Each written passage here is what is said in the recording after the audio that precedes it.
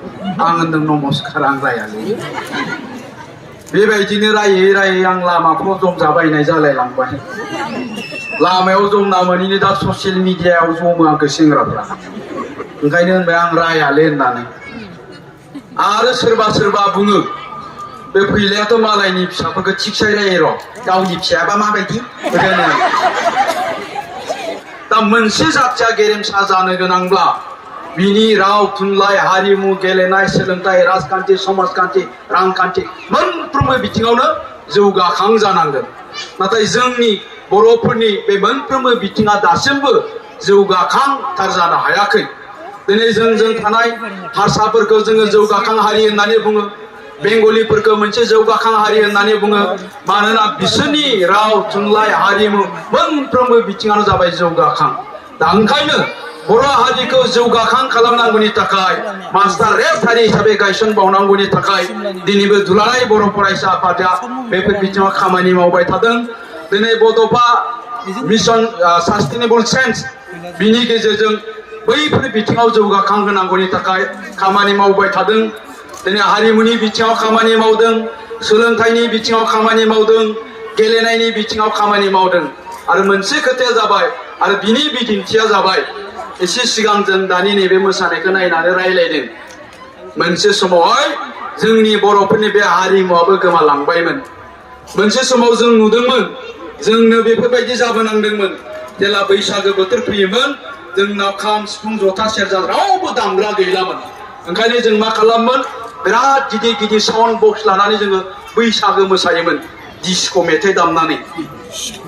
बे जाबाय जोंनि बर'फोरनि हारिमुनि खैफोद नाथाय दुलाराय बर' फरायसा आफादा बे समावहाय मा खालामदों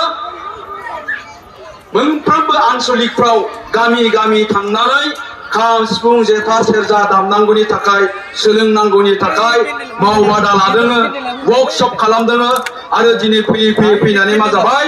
जोंनि गेजेराव दा लाइमोन सेंग्रा सिख्लाफ्रानो खाम सिफुं जथा सेरजा दामग्रा जाबाय दिनै जोंनि गेजेराव खाम सिफुं जथा सेरजा दामग्रानि आंखाल गैलिया बिनि ओंथियानो जाबाय जोंनि बे हारिमुवा मालाबाबो गोमोरनाय नंलिया दा जियानो जा रायजो राजा नोंथांमोन आङो नोंथांमोनजों गोबां खोथा रायलाया मानोना गुबुन मोनसे जायगायाव थांनांगौ दङ जोंहा लोगो आफादगिरि दं दुलाराय बर' फरायसा आफादनि बिथां नोंथांमोननो गोबां खोथा बुंगोन जाहाथे नोंथांमोना बिथांनि खोथाखौ मोजाङै खोनासंलाङो जोबजासिम थालाङो आं बेखौनो खावलायगोन दा जियानो जा दे नोंथांमोननि नैबे जायगायाव फैनानै जेलानाखि बर' ओनसोल मोनफैबाय अब्ला मा जाबाय फैयै फैनानै जोङो गारियाव ओरै जाबाय थादों आरो आंथ' खिनो ओंखारदों खिनो ओंखारनानै हाबहैबाय आं न'खरसे मानसिनियाव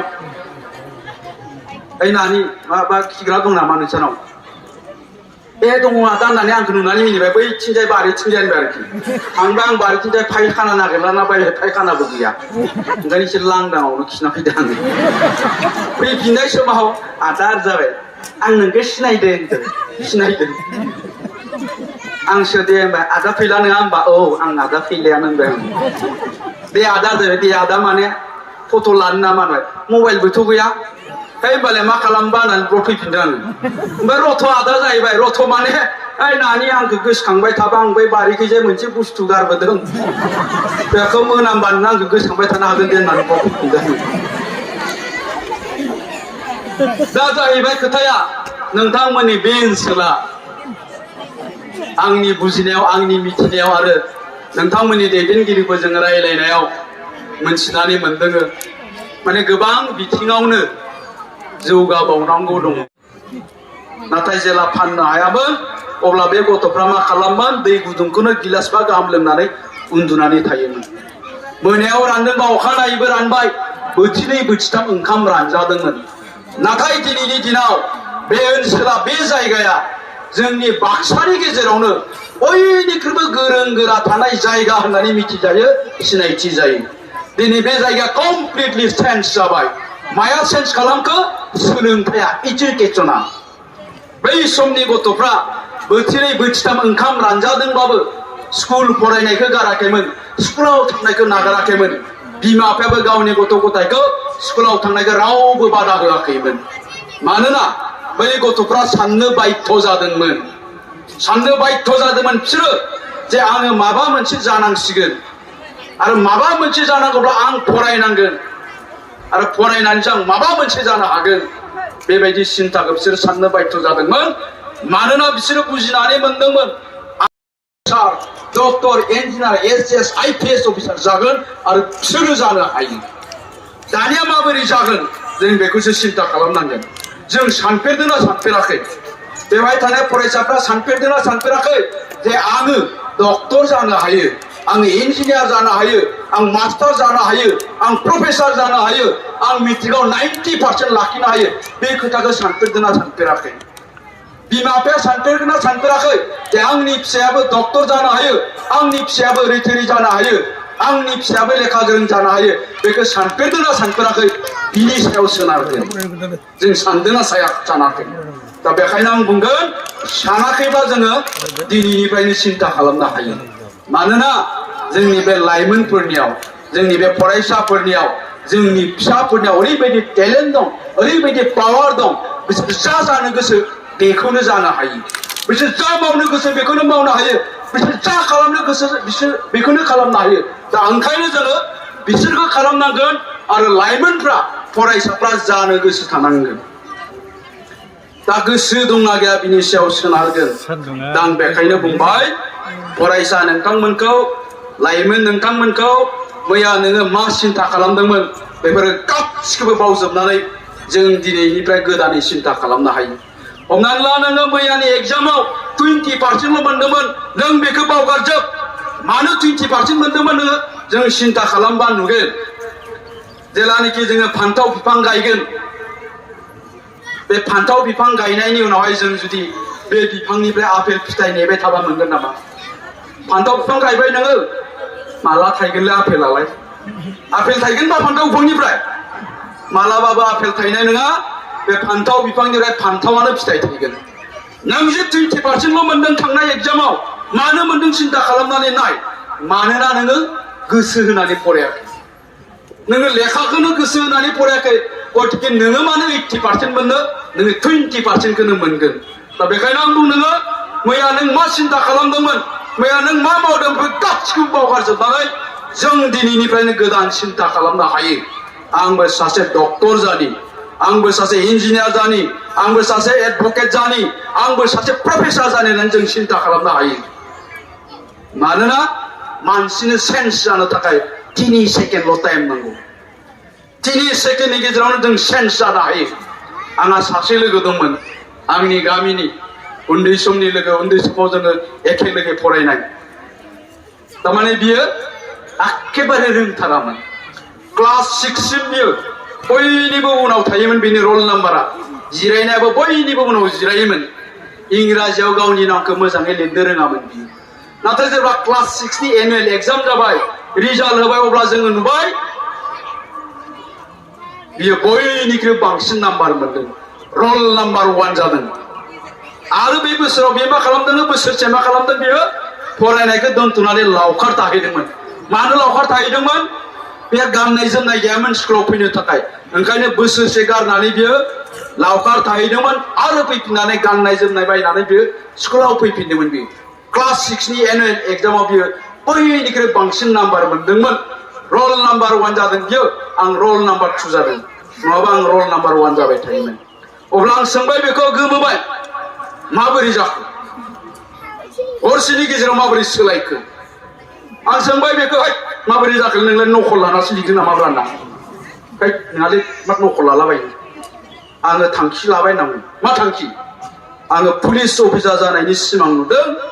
ओंखायनो आं दासान्दि गोसो होनानै फरायबाय दं नंगौ नामा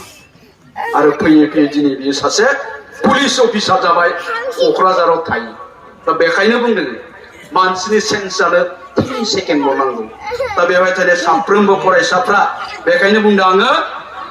दिनैनो जोङो थांखि लानो हायो दिनैनिफ्राय जों सेन्स जानो हायो जुदि नोङो माबा मोनसे जानो गोसोब्ला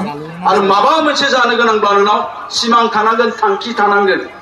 नों जे स्कुलाव थांदों मानो थांदों नों जे लेखा फरायदों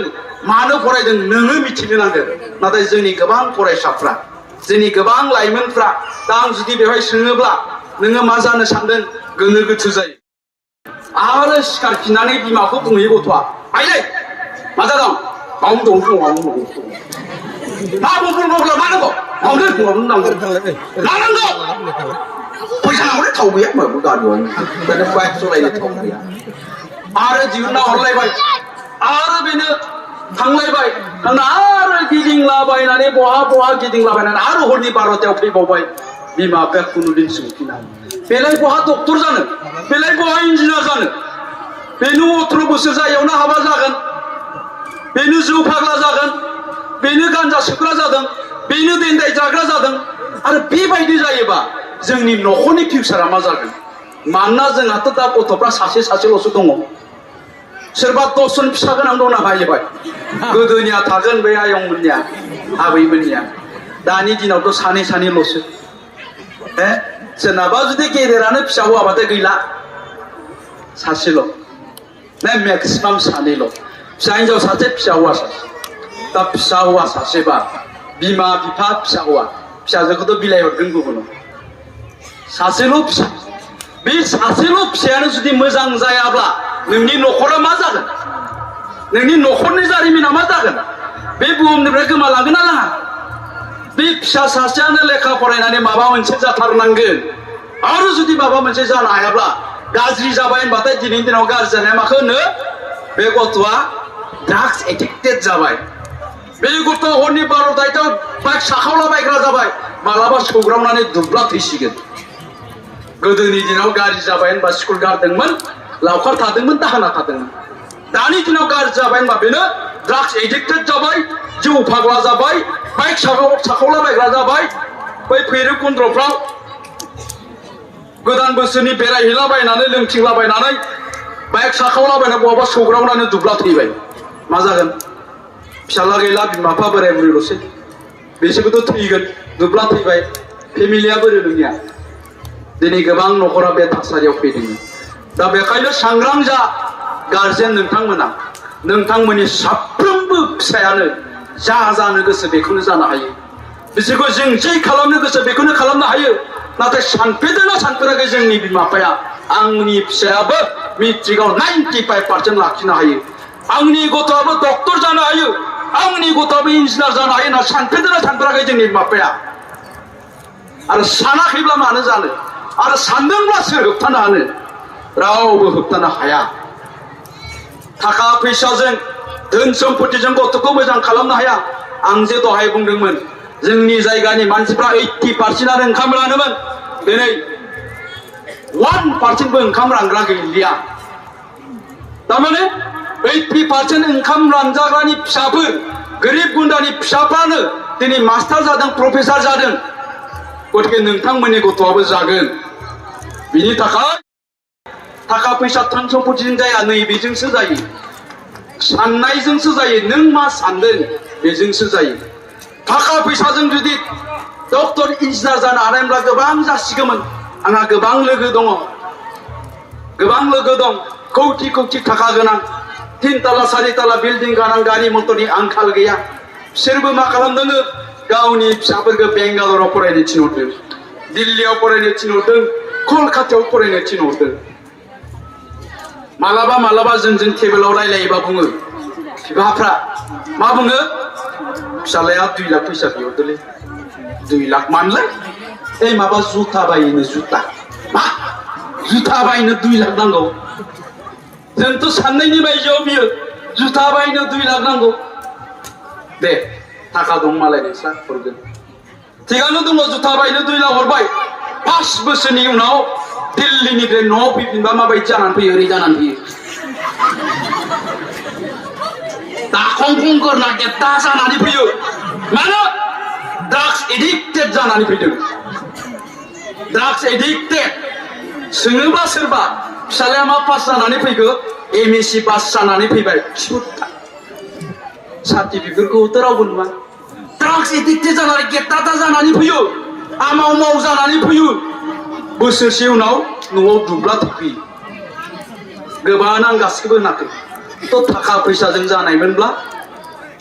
जागौमोन नाथाय मा जाखो थाखा फैसाजों दा बेखायनो थाखा फैसाजों जों खालामनो हाया नैबेजोंसो खालामनो हायो जोंनि साननाय जोंनि गोसोजोंसो जोङो खालामनो हायो आरो बेवहाय थानाय गोरिब गुन्द्रानि फरायसा नोंथां बुंदों नों जि गोरिब नोंनि बिमाफ्रा जे गोरिब बेखौनो थुलुंगा हिसाबै लानानै नोङो दावगानो नांगोन आंनि आफाया गोरिब